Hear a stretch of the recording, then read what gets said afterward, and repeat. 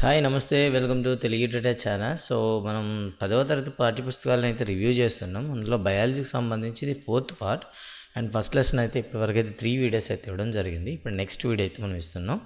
ఈ ఏరియాలో మనం ఏం చేస్తామంటే శ్వాసక్రియ అంటే ఏంటి, అసలు ఈ శ్వాసక్రియకి సంబంధించినటువంటి పూర్తి వివరాలు మన పాఠ్యపుస్తకాలు ఏమి ఇవ్వడం జరిగింది అండ్ మనం ఏం చదవాలనేది ఒకసారి చూద్దాం. సో కృత్యం 5.4లో చూసుకున్నట్లయితే ఒక పరీక్ష నాళికలో అప్పుడే తయారు చేసుకున్న సున్నపు నీటిని తీసుకోండి. సున్నపు నీటిలోకి గాలిని ఊదండి. సున్నపు నీరు పాల వల్ల తెల్లగా మారడానికి ఎంత సమయం పడుతుందో నమోదు చేయండి అన్నాడు అనమాట. అంటే నిజానికి మనం ఊదుతున్నా కూడా అంత వేగంగా అవ్వదు, కొద్ది టైం అయితే తీసుకుంటుంది. మరో పరీక్ష నాళిక తీసుకొని సున్నపు నీటిలోకి సిరంజి లేదా పిచికారి ద్వారా గాలిని పంపండి అన్నాడు అనమాట.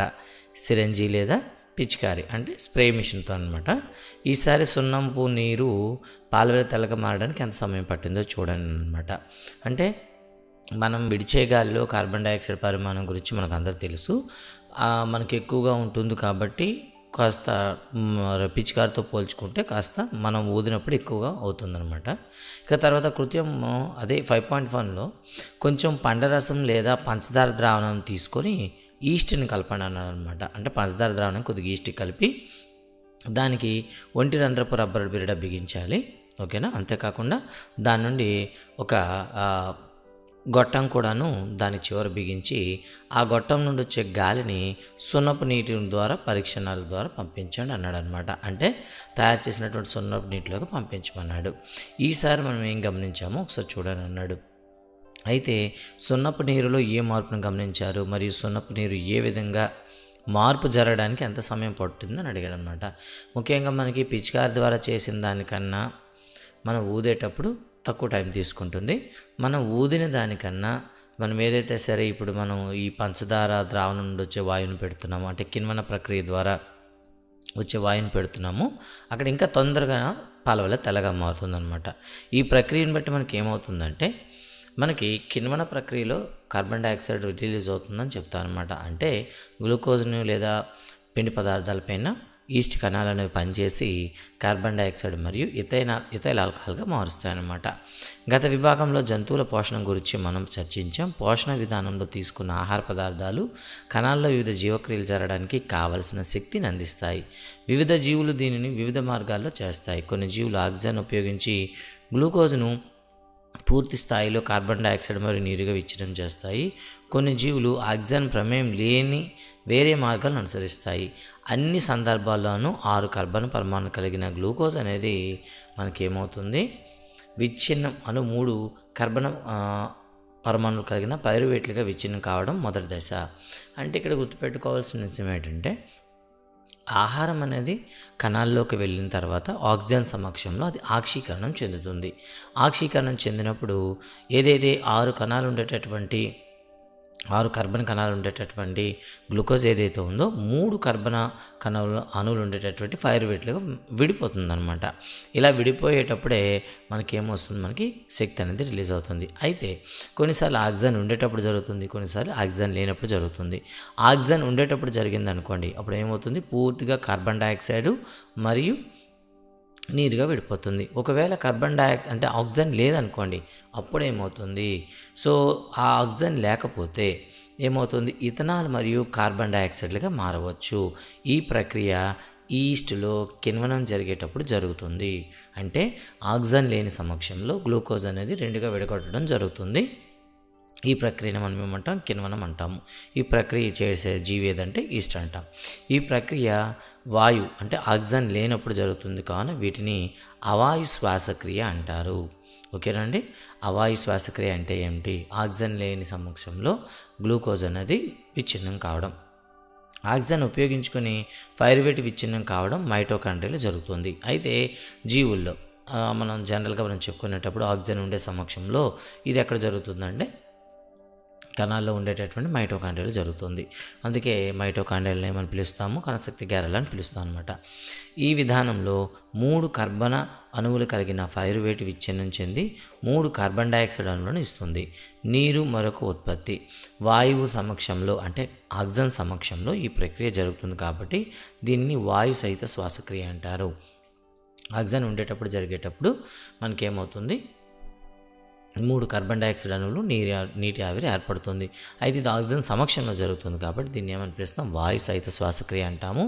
వేరేజ్ కిణ్వన ప్రక్రియ తీసుకున్నట్లయితే గాలి లేనప్పుడు జరుగుతుంది కాబట్టి దాన్ని అవాయు శ్వాసక్రియ అంటాం. అంటే ఆక్సిజన్ లేని సమక్షంలో జరుగుతుంది.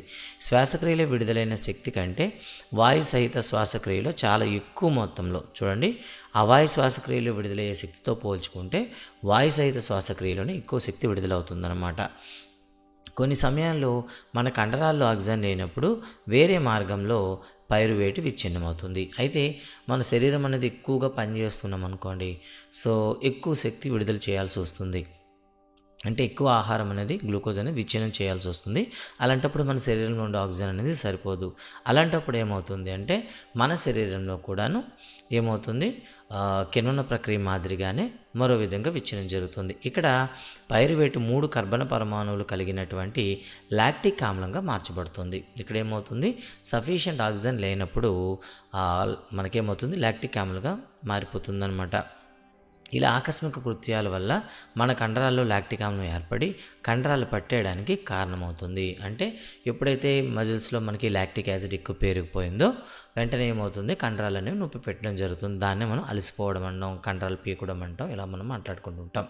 అయితే మళ్ళీ కాసేపు అయిన తర్వాత మళ్ళీ మనకి రెస్ట్ తీసుకున్న తర్వాత మళ్ళీ ఏమవుతుంది, కావాల్సిన ఆక్సిజన్ అనేది ఎక్కువగా తీసుకుంటాం. అప్పుడు మళ్ళీ ఏమవుతుందంటే నార్మల్ పొజిషన్కి రావడం అయితే జరుగుతుందన్నమాట. ఇక్కడ మనం చూడండి, గ్లూకోజ్ తీసుకున్నాం, దీంట్లో C6H12O6 అన్నాం కాబట్టి 6 కర్బనాలు ఉంటాయి. ఇది కణద్రవ్యంలోకి అంటే కణంలోకి చేరిన తర్వాత 2గా విడిపోవడం జరుగుతుంది. పైరువేటు 3 కర్బనాలు ఉండేటటువంటి పైరువేటుగాను కొద్ది మొత్తంలో శక్తి విడుదలవుతుంది. అయితే ఇది మళ్ళీ ఏమవుతుంది, ఆక్సిజన్ లేనప్పుడు ఆక్సిజన్ ఉండేటప్పుడు, ఆక్సిజన్ లేనప్పుడు జరిగేటప్పుడు దీన్ని కిణ్వనం అంటాము. ఈస్ట్ యాక్టివ్ చేస్తుంది. ఇక్కడ ఇథనాల్ మరియు కార్బన్ డైఆక్సైడ్ శక్తి విడుదలవుతుంది. ఓకే, 2 కర్బనాలు ఉండేటటువంటి ఇథనాలు అలాగే కార్బన్ డైఆక్సైడ్ ఏర్పడుతుంది. అదే ఆక్సిజన్ ఉంటే ఏమవుతుంది, కార్బన్ డైఆక్సైడ్, నీరు, శక్తి విడుదలవుతుంది. ఈ ప్రక్రియ మనకి మైటోకాండ్రియాలో జరుగుతుంది. ఇక మానవ శరీరంలో కానీ అంటే ఏ జీవులైనా సరే ఆక్సిజన్ లేనప్పుడు ఏమవుతుంది, జీవుల శరీరంలో ఆక్సిజన్ లేనప్పుడు ఏమవుతుంది అంటే అది 3 కర్బనాలు ఉండేటటువంటి లాక్టిక్ ఆమ్లంగా మారిపోతుంది. కొద్ది మొత్తంలో శక్తి అయితే విడుదలవుతుందన్నమాట. ఇలా మనకి గ్లూకోజ్ విచ్ఛిన్నం జరిగే ప్రక్రియ జరుగుతాం. అయితే కణశ్వాసక్రియ జరుగుతున్నప్పుడు విడుదలైన శక్తి వెంటనే ఏటీపీ అణువుల తయారీలో ఉపయోగించబడుతుంది. గుర్తుపెట్టుకోండి, సాధారణంగా మనకి కణాల్లో శక్తి అనేది ఎలా ఉత్పత్తి అవుతుందంటే ఏటీపీ అనేది విచ్ఛిన్నమయ్యి ఏడీపీగా మారడం అనమాట. సో ఏడీపీగా మారిన తర్వాత మనకేమవుతుందో శక్తి అనేది విడుదలవుతుంది. ఆ శక్తిని మనం ఏమని ఉపయోగించుకుంటాం. అయితే శక్తి ఉపయోగించుకోవడం జరిగిన తర్వాత అంటే మళ్ళీ ఎప్పుడైతే మనం ఆహారం తీసుకొని మళ్ళీ ప్రక్రియలు చేస్తున్నామో అప్పుడు ఏమవుతుంది, విడుదలైన శక్తి మళ్ళీ ఏడీపీని కాస్త ఏటీపీగా కన్వర్ట్ చేస్తుందన్నమాట. ఓకే, మరి ఇది కణంలో జరుగుతున్న అన్ని క్రియలకు ఇంధనంగా ఉపయోగపడుతుంది ఏటీపీ అనేది. ఈ ప్రక్రియలో ఏటీపీ విచ్ఛిన్నం చెందడం వలన విడుదలైన స్థిరమైన శక్తి మొత్తం కణంలో జరిగిన ఉష్ణగ్రాహక చర్యలు తోడ్పడుతుంది. అయితే చాలామంది సందేహం ఉంటుంది, శక్తి అంటుంటాం, ఆహారం తిన్నాక శరీరంలో శక్తి ఉత్పత్తి అవుతుంది అంటారు. సో ఆహారం అనేది ఎప్పుడు కూడా మనకి జీర్ణమైన శక్తి ఉష్ణ రూపంలోనే విడుదలవుతుందన్నమాట. అయితే ఏటీపీ గురించి మనం తెలుసుకోవాలి. ఏటీపీ కణ ప్రక్రియలకు చూడండి, అనేక కణ ప్రక్రియలకు ఏటీపీ ఎనర్జీ కరెన్సీగా మారుతుంది. సో క్వశ్చన్, మానవ శరీరంలో లేదా ఏదైనా జీవి శరీరంలో శక్తి కరెన్సీలుగా వేటిని పిలుస్తారు, ఏటీపీని పిలుస్తారు. శ్వాసక్రియ జరుగుతున్నప్పుడు విడుదలైన శక్తి ఏడీపీ మరియు అకర్బన పాస్పేట్ల నుండి ఏటీపీ అణువు తయారీకి ఉపయోగించబడుతుంది. శ్వాసక్రియ జరుగుతున్నప్పుడు విడుదలైన శక్తి అనేది ఏడీపీని కాస్త మనకి ఏటీపీగా మార్చడం జరుగుతుందన్నమాట. ఏడీపీ అంటే డైపాస్పేట్, దానికి ఒక పాస్పేట్ యాడ్ చేస్తే ట్రైపాస్పేట్గా మారుతుందన్నమాట. ఇలా మార్చడానికి శక్తి ఉపయోగించడం జరుగుతుంది. కణంలో జరిగే ఉష్ణగ్రాహక చర్యలు తదుపరి చర్యలను కొనసాగించడానికి ఈ ఏటీపీ ఉపయోగించబడుతుంది. అంటే ఇప్పుడు మనం ఆహారం అనేది నిరంతరంగా మనకు సప్లై అవ్వకపోవచ్చు కొన్నిసార్లు ఏమవుతుంది, విడుదలైన ఆహారం అనేది సేకరించిన ఆహారం నుండి మనం ఏం చేస్తాము, విచ్ఛిన్నం చేసిన తర్వాత ఆక్సీకరణం చేసిన తర్వాత విడుదలైన శక్తి అనేది కొంత మనం నిల్వ ఉంచాల్సి వస్తుంది. అలా నిల్వ చేయడంలో సహాయం చేసేది ఏటీపీ. మళ్ళీ అవసరమైనప్పుడు శక్తినిచ్చేది కూడా ఏటీపీ మళ్ళీ ఏడీపీగా కన్వర్ట్ చేయనప్పుడు మనకు ఉష్ణశక్తి విడుదలవుతుంది. ఇలా మనకి ఎప్పుడైతే ఆహారం అనేది ఆక్సీకరణ చెందినప్పుడు విడుదలైనటువంటి ఉష్ణశక్తి అనేది ఆ ఏడీపీని తిరిగి ఏటీపీగా మార్చి స్టోర్ చేయడం జరుగుతుందన్నమాట. నీటిని ఉపయోగించుకొని ఏటీపీలోని చివరి ఫాస్ఫేట్ బంధం విచ్ఛిన్నం చెందినప్పుడు 30.5 కిలోజౌల్స్ పర్ మోల్కు సమానమైన శక్తి విడుదలవుతుంది. గుర్తుపెట్టుకోండి, 1 మోల్. సో 1 మోల్ ఏటీపీ ఏడీపీగా మారినప్పుడు ఎంత శక్తి విడుదలవుతుంది అంటే 30.5 కిలోజౌల్స్ పెర్ మోల్ అండి. గుర్తుపెట్టుకోండి, ఓకేనా. 30.5 కిలోజౌల్స్ అయితే ఎనర్జీ రిలీజ్ అవుతుంది. అంటే బ్యాటరీ ఉత్పత్తి చేసే శక్తి అనేక రకాల చర్యలను ఎలా ఉపయోగపడుతుందో ఆలోచించండి. అంటే మనం ఇంట్లో బ్యాటరీ ఒకటి ఉందనుకోండి, ఆ బ్యాటరీ ఎన్ని రకాలుగా ఉపయోగపడుతుంది అంటే లైట్కి ఉపయోగపడుతుంది, అలాగే ఏదైనా మోటార్ తిప్పడానికి ఉపయోగపడుతుంది, అలాగే ఎలక్ట్రానిక్ వస్తువులు పనిచేయడానికి కూడా ఉపయోగపడుతుంది. అదే మాదిరిగా ఏటీపీ కూడా కండరాల సంకోచము, ప్రోటీన్ల సంశ్లేషణ, నాడీ ప్రచోదనాల ప్రసరణ వంటి అనేక రకాల పనులను ఉపయోగించబడుతుంది. అంటే ఇక్కడ మనకు చాలా అవసరం అండి. సాధారణంగా మనం ఏం చేస్తాం, శరీరంలో ఏదైనా ఒక భాగం కదులుతుంది అంటే కండరాల సంకోచము మరియు సడలికలు అండి. వ్యాకోచించడం ఉండదు, సంకోచిస్తాయి మరియు సడలుతాయి అన్నమాట. అయితే ఒక చేతికి తీసుకుంటే ఒకవైపు కండరం సంకోచించేటప్పుడు రెండో వైపు ఉన్న కండరం సడలుతుందన్నమాట. రెండో వైపు ఉన్న కండరం సంకోచించినప్పుడు మొదటి వైపు అనేది సడలం జరుగుతుంది. ఇలా సంకోచము సడలికల వల్ల మాత్రమే శరీరం అనేది కదులుతూ ఉంటుందన్నమాట. వాయు సహిత శ్వాసక్రియ ఆక్సిజన్పై ఆధారపడుతుంది. కాబట్టి వాయు సహిత శ్వాసక్రియ జరుపుకునే జీవులు సరిపడినంత ఆక్సిజన్ తీసుకోవడం అవసరం. అదే మొక్కలు పత్రరంధ్రాల ద్వారా వాయు వినిమయం చేస్తాయని మనకు తెలుసు. వాయు వినిమయం అంటే ఎక్స్చేంజ్ అని చెప్తాం కదా. పెద్ద పెద్ద కణాంతర అవకాశాలు అన్ని కణాలు గాలితో సంబంధాన్ని కలిగి ఉండేలా చేస్తాయి. ఇక్కడ కార్బన్ డైఆక్సైడ్ ఆక్సిజన్ల వినిమయం వ్యాపనం ద్వారా జరుగుతుంది. సో మొక్కల్లో కూడా శ్వాసక్రియ ఏం జరుగుతుందంటే పత్రరంధ్రాల ద్వారా ఎప్పుడైతే బయట ఉండే వాతావరణం ఉండే గాలి మొక్కలోకి ప్రవేశించిందో అక్కడ కూడా వ్యాపన ప్రక్రియ ద్వారా మొక్కకు కావాల్సిన గాలి అనేది సేకరించుకోవడం జరుగుతుందన్నమాట. అవి కణంలోకి లేదా కణం నుండి దూరంగా గాలిలోకి వెళ్ళడం జరుగుతుంది. వ్యాపన దిశ పరిసరాల పరిస్థితులు మరియు మొక్క అవసరాలపై ఆధారపడి ఉంటుంది. గుర్తుపెట్టుకోండి, ఈ వ్యాపన యొక్క రేట్ అన్నమాట. అలాగే వ్యాపన దిశ అనేది కూడా మొక్క ఉండే పరిస్థితి, ఉష్ణ పరిస్థితిలో ఉందా, శీతల పరిస్థితిలో ఉందా, పరిస్థితి పైన ఆధారపడుతుంది. ఇంకా చెప్పాలంటే మొక్కకు ఉండే అవసరాలపైన కూడా ఆధారపడి ఉంటుందన్నమాట. రాత్రి సమయంలో కిరణజన్య సంయోగ క్రియ జరిగినప్పుడు కార్బన్ డైఆక్సైడ్ని తొలగించడం అనేది ప్రధాన వాయు మార్పిడి చర్యగా జరుగుతుంది. అంటే మనం చాలా వరకు ఏమనుకుంటామంటే మొక్కలు కార్బన్ డైఆక్సైడ్ని తీసుకుంటే ఆక్సిజన్ విడుదల చేస్తాయి అంటాం. కానీ మొక్కలు అనేవి డే టైంలో అయినా నైట్ టైంలో అయినా సరే కార్బన్ డైఆక్సైడ్ కాదు ఆక్సిజన్నే తీసుకుంటాయి, కార్బన్ డైఆక్సైడ్ రిలీజ్ చేస్తాయి. అయితే ఫోటోసింథసిస్ కిరణజన్య సంయోగ క్రియ జరుగుతుండేటప్పుడు అవి విడుదల చేసే ఆక్సిజన్ పరిమాణము అవి తీసుకున్న ఆక్సిజన్తో మనం కంపేర్ చేసినట్లయితే చాలా పెద్ద వ్యత్యాసం అయితే ఉంటుందన్నమాట. అందుకే మనం దాన్ని పోలికగా మనం చెప్పాలన్నమాట. పగటి సమయంలో శ్వాసక్రియలో ఉత్పత్తి అయిన కార్బన్ డైఆక్సైడ్ కిరణజన్య సంయోగ క్రియకు ఉపయోగపడుతుంది. కాబట్టి కార్బన్ డైఆక్సైడ్ విడుదల కాదు. అంటే ఉదయం పూట కూడా కార్బన్ డైఆక్సైడ్ విడుదల చేస్తాయి, కానీ అవి తిరిగి కిరణజన్య సంయోగ క్రియలను ఉపయోగిస్తాయి. అందుకే బయటికి విడుదల అవదనమాట. బదులుగా ఈ సమయంలో ఆక్సిజన్ విడుదల కావడం ప్రధాన సంఘటనగా ఉంటుంది. ఇది మనకి బై ప్రోడక్ట్స్గా మనం చెప్పుకుంటాం అనమాట. అదనపు ఉత్పత్తులుగా మనం ఏం చెప్తాము, నీటి ఆవిరి ఆక్సిజన్ను చెప్తాము. వాతావరణం నుండి ఆక్సిజన్ తీసుకొని ఉత్పత్తి అయిన కార్బన్ డైఆక్సైడ్ను విడిచిపెట్టడానికి జంతువుల్లో వివిధ అవయవాలు అభివృద్ధి చెందుతాయి. భూమి మీద నివసించే జంతువులు వాతావరణం నుండి ఆక్సిజన్ పీల్చుకుంటాయి, కానీ జలచర జీవులు నీటిలో కరిగి ఉన్న ఆక్సిజన్ను ఉపయోగించవలసి ఉంటుంది. ఇప్పుడు మనం జలచరాలకు వచ్చామనుకోండి, ఆక్వాటిక్ అంటాం కదా. జలచరాల్లో చూసుకున్నట్లయితే వాటికి కావాల్సిన ఆక్సిజన్ అనేది నీటిలో కరిగి ఉంటుంది. అయితే వాతావరణంతో పోల్చుకుంటే చాలా తక్కువ మొత్తంలో మాత్రమే ఆక్సిజన్ నీటిలో కరిగి ఉంటుంది. ఒక ఎగ్జాంపుల్ అయితే ఇవ్వడం జరిగింది. అక్వేరియంలోని చేపలను పరిశీలించండి. అవి నోటిని కళ్ళ వెనుకగా ఉండే మొప్పలు చూడండి, కళ్ళ వెనుక ఉండే మొప్పలు చీలికలను లేదా మొప్పల చీలికలను కప్పి ఉంచి ఉపరికులాలను మూస్తూ తెరుస్తూ ఉంటాయి. నోరు మొప్ప చీలికలు తెరుచుకొని మూసుకొని సమయంలో ఏదైనా విధానంలో సమన్వయం జరుగుతుందా అని అడిగాడు అనమాట. అంటే నోరు తెరుచుకున్నప్పుడు మొప్ప కూడా మనకేమవుతుంది, తెరుచుకోవడం అయితే జరుగుతుందన్నమాట. అంటే గాలిలో ఉన్న ఆక్సిజన్ కంటే నీటిలో ఉన్న కరిగి ఉన్న ఆక్సిజన్ అనేది మనకి చాలా తక్కువగా కనుక భూమిపై నివసించే జీవుల శ్వాసక్రియ రేటు కంటే నీటిలో జీవించే జీవుల శ్వాసక్రియ రేటు చాలా వేగంగా ఉంటుంది. ఎందుకంటే మనం ఒకసారి శ్వాసక్రియ చేసే 1 లీటర్ గాలిని పీల్చుకున్నాం అనుకోండి, అందులో 210 ml ఆక్సిజన్ ఉంటుంది. కాబట్టి మన బాడీకి సఫిషియెంట్ సరిపోతుంది. అదే జలచరాలు తీసుకుంటే 1 లీటర్ గాలి తీసుకుంటే చాలా తక్కువ మొత్తంలో ఆక్సిజన్ మాత్రం అటు సప్లై అవుతుంది. కాబట్టి శరీర అవసరాలు తీర్చుకోవడం కోసం అవి చాలా వేగంగా శ్వాసక్రియ జరుపుతూ తమ శరీరానికి కావాల్సిన ఆక్సిజన్ని పొందుతాయన్నమాట. చేపలు నోటి నుండి నీటిని తీసుకొని బలంగా మొప్పలు పైకి పంపిస్తాయి. నీటిలో కరిగిన ఆక్సిజన్ మొప్పల్లో రక్తంలోకి వ్యాపన ప్రక్రియ ద్వారానే ఇక్కడ కూడా తీసుకోవడం జరుగుతుంది. భౌమ్య జీవులు వాతావరణంలోని ఆక్సిజన్ను శ్వాసక్రియను ఉపయోగిస్తాయి. వివిధ రకాల జంతువుల్లో వివిధ రకాల అవయవాల ద్వారా ఈ ఆక్సిజన్ శోషించుకోబడుతుంది. అయితే జలచరాల్లో అయితే మొప్పలని చెప్పాం, అదే భూచరాలు అయితే మనం ఊపిరితిత్తులు అని చెప్పాం. మరి కొన్నిసార్లు ఉభయచరాలు కూడా ఉంటాయి. ఈ అవయవాలన్నీ ఆక్సిజన్ అధికంగా గల వాతావరణంతో సంబంధాన్ని కలిగిన ఉపరితల వైశాల్యాన్ని పెంచగల నిర్మాణాన్ని కలిగి ఉంటాయి.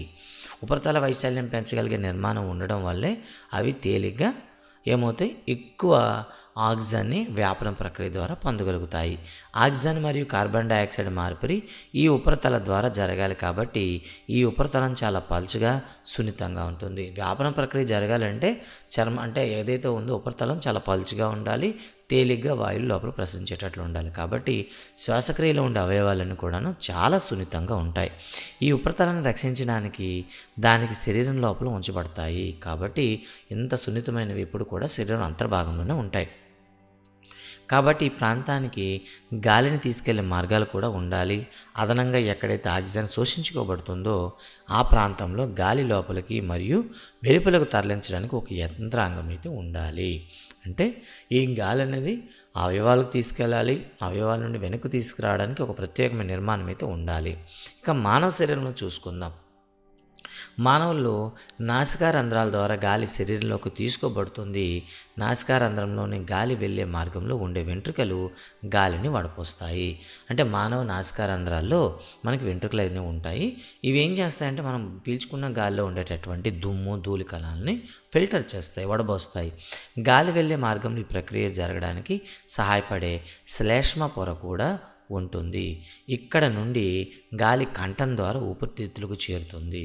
అయితే అంతేకాకుండా నాసికా రంధ్రాల్లో ఒక శ్లేష్మాన్ని ఉత్పత్తి చేసే గ్రంథులు ఉంటాయి. వాటిలో శ్లేష్మం అనేది వచ్చి దానికి ఎప్పుడైతే గాలి అయితే ఆనుకుందో దాంట్లో ఉన్న డస్ట్ అంతా కూడా అక్కడ ఆగడం, అంతేకాకుండా గాలి యొక్క ఉష్ణోగ్రతను నియంత్రించడం కూడా జరుగుతుందన్నమాట. కంఠంలో మృదులాస్థితో నిర్మితమైన ఉంగరాల వంటి నిర్మాణాలు ఉంటాయి. ఇవి గాలి మార్గం మూర్చిపోకుండా చేస్తాయి. అంతేకాకుండా గాలి ప్రయాణించేటటువంటి ఏదైతే మన కంఠంలో ఉండే నిర్మాణం ఉంటుందో దాన్ని మనం ఏమంటాం, గాలిగొట్టం అందాం సింపుల్గా. ఓకే, సో దీంట్లో సి ఆకారంలో ఉండేటటువంటి మృదులాస్థి ఎముకలు ఉంటాయి. ఇవి ఆ మార్గం ఎప్పుడు ముడుచుకోపోకుండా సహాయం చేస్తాయి. మరింత తెలుసుకుందాం. పొగాకు ప్రత్యక్షంగా లేదా పొగాకును కరిగిన చుట్టా, బీడీ, హుక్క, గుట్కా మొదలైన రూపాలు ఉపయోగించడం హానికరం. అంతేకాకుండా పొగాకు ఉపయోగించడం వలన నాలుక, ఊపిరితిత్తులు, గుండు, కాలేయంపై ఎక్కువ ప్రభావం చూపుతుంది. నమిలే పొగాకు ఊపిరితిత్తులో హృద్రోగాలు, గుండె నొప్పి, ఊపిరితిత్తుల వ్యాధులు, రకరకాల క్యాన్సర్లు కలిగించే ప్రమాదకారకం అన్నమాట, ప్రధాన ప్రమాదకారకం. కాబట్టి పొగాకుతో ఎక్కువగా నోటి క్యాన్సర్ సంభవించవచ్చు. గుట్కా రూపంలో పొగాకును నమలడమే కారణం. ఆరోగ్యంగా ఉండండి. పొగాకుకు మరియు దాని ఉత్పత్తులను మద్దతు ఇవ్వద్దు, ఉత్పత్తులు వద్దు అని చెప్పండి అని ఇచ్చాడనమాట. కాబట్టి ఇవి పొగాకు ఉత్పత్తులను తీసుకోవడం వల్ల మనకు ఆరోగ్యానికి హానికరం కాబట్టి వాటికి వీలైనంత వరకు దూరంగా ఉండాలి. ఇక తర్వాత చూస్తే మానవుడి శరీరంలో ఉండేటటువంటి శ్వాస వ్యవస్థల ప్రధాన భాగాలు చూద్దాం. మానవ శ్వాస వ్యవస్థ దీంతో స్టార్ట్ అవుతుందంటే ఇక్కడ నాసికా రంధ్రాల ద్వారా స్టార్ట్ అవుతుంది. నాస్ట్రిల్స్ అంటాము. నాసికా రంధ్రాల ద్వారా స్టార్ట్ అవుతుంది. నాసికా రంధ్రాల తర్వాత అంతర్భాగం ఉంటుంది. అంతర్భాగాన్ని నాసికా కుహరం అంటాము. నాసికా కుహరం అనేది మనకి ఒక జంక్షన్, రెండింటి సంధి మార్గం ఉంటుంది. ఆహార మార్గానికి శ్వాస మార్గానికి సంధి అని చెప్తాం. దాన్నే గ్రసని అంటాము. ఈ గ్రసన దగ్గర మనకి కంఠాభిలం కూడా ఉంటుంది, ఉపజిహ్వక. ఇది నియంత్రిస్తుంది ఆహారం వైపు శ్వాసక్రియలో గాలిని పంపించేటట్లు. అలాగే ఈ గ్రసనకి కొనసాగింపుగా మనకి ఏముంటుంది, స్వరపేటిక ఉంటుంది. ఈ స్వరపేటిక అనేది మనకి శబ్దాలు, ధ్వనులను ఉత్పత్తి చేయడానికి సహకరిస్తుంది. ఇక తర్వాత మనకు ప్రారంభమయ్యేది వాయునాళం అని పిలుస్తాము. సో ఏదైతే మనకి స్వరపేటిక నుండి ఊపిరితిత్తుల వరకు సంబంధించినటువంటి ఒక ప్రత్యేక నిర్మాణం ఉంటుంది, దీన్ని వాయునాళం అంటాం. దీంట్లోనే మనకి మృదులాస్థిములు ఉంటాయి. ఈ వాయునాళం అనేది మళ్ళీ ఊపిరితిత్తుల వద్దకు చేరుకునేసరికి రెండుగా విడిపోతుంది. వీటిని శ్వాసనాళాలు అని పిలుస్తాను అనమాట. సో చూడండి, వాయునాళం ఒకటి, శ్వాసనాళాలు రెండుగా విడిపోతాయి. ఈ శ్వాసనాళాలు అనేవి అంతర్భాగంగా వెళ్ళేసరికి మరింత సన్నగా విడిపోవడం అయితే జరుగుతుంది. వాటిని మనం శ్వాసనాళికలు అని పిలుస్తాం అనమాట. ఈ శ్వాసనాళికలు అనేవి చివరిగా ఒక గదిలో తెరుచుకుంటాయి. వాటిని మనం వాయుగోనులు అంటాం అనమాట. చివరికి వాయుగోనుల్లో తెరుచుకుంటాయి. ఈ మొత్తం కూడా ఈ శ్వాసకోశం అంటాం కదండి, ఇందులో ఉండే నిర్మాణాన్ని వాయుగోనులు అంటారు. అయితే ఈ ఊపిరితిత్తులను రక్షిస్తూ ఒక దృఢమైనటువంటి ఒక ఎముకల పంజరం ఉంటుంది. దీన్నే మనం ఏమని పిలుస్తాం, ప్రక్కటెముకలు అని పిలుస్తాం అనమాట. ఈ ప్రక్కటెముకల చుట్టూ కూడా రెండు త్వచాలు కూడా ఉంటాయి. వాటిని ఫ్లోరా త్వచాలు అంటారు. ఇవి ఊపిరితిత్తుల పైన ఇటువంటి భౌతిక ఎలక్ట్రిక్ షాక్స్ తగలకుండా కాపాడుతుంటాయి. ఫ్లోరా త్వచాలు అంటారు. మరి ఈ శ్వాసక్రియ జరిగేటప్పుడు ఈ మొత్తం మెషినరీ ఎలా పనిచేస్తుందో మనం ఒకసారి చూద్దాం. ఊపిరితిత్తుల్లో గాలి వాయు మార్గం చిన్న చిన్న నాళాలుగా విభజించబడి చివరగా గాలి బుడగ లాంటి నిర్మాణాల్లోకి అంతమవుతుంది. వీటినే వాయుగోనులు అంటారు. సో వాయుగోనుల ఉపరితలంలోనే మనకేం జరుగుతుంది, వాయు మార్పిడి జరుగుతుంది. గుర్తుపెట్టుకోండి, వాయుగోనుల్లోనే మనకి వాయు మార్పిడి జరుగుతుంది. కాబట్టి నిర్మాణాత్మక, క్రియాత్మక పరిమాణాలు ఊపిరితిత్తుల్లో ఏవి అని అడుగుతారు. ఊపిరితిత్తులలో నిర్మాణాత్మక, క్రియాత్మక ప్రమాణాలను వీటిని పిలుస్తారని అడుగుతారనమాట, వాయుగోనులు అనమాట. సో వాయుగోనుల్లో గోడలు జాలకం మాదిరిగా విస్తృతంగా వ్యాపించిన రక్తనాళాలు ఉంటాయి. రక్తనాళాలు కదా, రక్తకేశనాళికలు మొత్తం వాయుగోనుల చుట్టూ కూడా పెద్ద వల మాదిరిగా అమరి ఉంటాయన్నమాట. మనం ముందు సంవత్సరాలలో చూసినట్లుగా నేను గాలి పీల్చినప్పుడు పక్కటెముకలు ముందుకు ఎత్తబడి ఉదర వితానం చదునవుతుంది. ఫలితంగా కుహరం పెద్దదవుతుంది. దీనివల్ల ఊపిరితిత్తులోకి గాలి పీల్చబడి విస్తరించిన వాయుగోనులు నింపబడతాయి. గుర్తుపెట్టుకోండి, మనకి 9th క్లాస్లో చెప్తాం. ఎందుకంటే ప్రక్కటెముకలు అనేవి మనకి సైడ్ నుండి చూసుకున్నాం అనుకోండి, ఇలా మనం బాడీని మనం చూసుకుంటే సైడ్ రింగ్లు ఇలా ఉంటాయన్నమాట. పక్కటెముకలు ఇలా మనకి రిబ్స్ ఉంటాయి. ఎప్పుడైతే మనం ఊపిరి పీల్చాలనుకుంటున్నామో ఒకసారి ఏమవుతాయి, ఈ పక్కటెముకలు అనేవి కూడా పైకి వెళ్తాయి. దానివల్ల వెడల్పుగా బయటికి నెట్టబడతాయి. ఫలితంగా ఏమవుతుంది, ఊపిరితిత్తుల్లో ఖాళీ ప్రదేశం ఏర్పడుతుంది. ఎప్పుడైతే ఖాళీ ప్రదేశం ఏర్పడిందో అల్పపీడనం ఏర్పడుతుంది. ఎప్పుడైతే ఊపిరితిత్తుల్లో అల్పపీడనం ఏర్పడిందో నేరుగా గాలి బాహ్య వాతావరణం నుండి లోపలికి వెళ్ళడం జరుగుతుంది. దీన్ని మనం ఉచ్ఛ్వాసము అని పిలుస్తాం. ఈ ఉచ్ఛ్వాసం సమయంలోనే ఏం జరుగుతుంది, ప్రక్కటెముకలు పైకెత్తడం, అలాగే ఉదర విధానం కిందకి రావడం, లేదా పక్కటెముకలు పైకెత్తడం, ఉదర విధానం సంకోచించడం, లేదా ప్రక్కటెముకలు పైకెత్తడం, ఉదర విధానం సమతలంగా మారడం. ఏ రెండు పదాలు ఇచ్చినా కూడా ఒకటేనండి. ఫలితంగా ఏమవుతుంది, లోపల అల్పపీడనం ఏర్పడి లోపలికి గాలి ప్రవేశించడం జరుగుతుంది. వెంటనే ఏమవుతుంది, మళ్ళీ ఈ పక్కటెముకలు అనేవి యథాస్థితికి రావడం, అలాగే ఉదర విధానం పైకి వెళ్ళడం, వ్యాకోచించడం, మళ్ళీ లేదా గొడుగు మాదిరిగా మారడం. ఇలా జరిగేటప్పుడు మళ్ళీ ఊపిరితిత్తులపైన పీడనం మనం ఎక్కువ కలిగించడం జరుగుతుంది. అందువల్ల ఏమవుతుంది, లోపల ఉండేటటువంటి గాలి బయటికి రావడం జరుగుతుంది. దీన్నే నిశ్వాసం అని పిలుస్తాం అన్నమాట. ఇలా ఉచ్ఛ్వాసం జరిగేటప్పుడు వాయుగోనుల్లో కూడా గాలి నిండేటప్పుడు వ్యాపన ప్రక్రియ ద్వారా లోపల ఉండేటటువంటి ఆక్సిజన్ అనేది రక్తనాళాల్లో ఉండే కార్బన్ డైఆక్సైడ్ వాయుగోనులోకి వ్యాపన ప్రక్రియ ద్వారా మార్పిడి జరుగుతుంది. రక్తం శరీర భాగాల నుండి కార్బన్ డైఆక్సైడ్ని తీసుకువచ్చి వాయుగోనుల్లోకి విడిచిపెడుతుంది. వాయుగోనుల్లో ఆక్సిజన్ శరీరంలోని అన్ని కణాలకు రవాణా చేయడానికి వాయుగోనులు రక్తనాళాల్లోని రక్తంలోకి తీసుకోబడుతుంది. రక్తనాళాల్లో ఉండే రక్తంలోకి వ్యాపన ప్రక్రియ ద్వారా ఆక్సిజన్ తీసుకోబడుతుంది.